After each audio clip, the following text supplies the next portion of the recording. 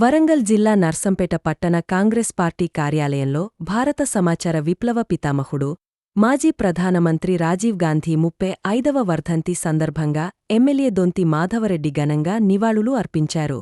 ఈ సందర్భంగా ఆయన మాట్లాడుతూ ఆధునిక భారత నిర్మాణంలో రాజీవ్ గాంధీ చేసిన సేవలు చిరస్మరణీయమని పేర్కొన్నారు.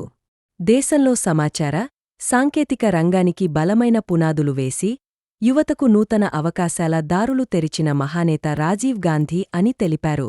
కంప్యూటర్ విప్లవం, టెలికమ్యూనికేషన్ రంగ అభివృద్ధి, పంచాయతీరాజ్ వ్యవస్థ బలోపేతం వంటి కీలక సంస్కరణల ద్వారా భారతదేశాన్ని ఆధునిక యుగంలోకి తీసుకెళ్లిన నాయకుడిగా ఆయన చరిత్రలో నిలిచిపోయారని అన్నారు.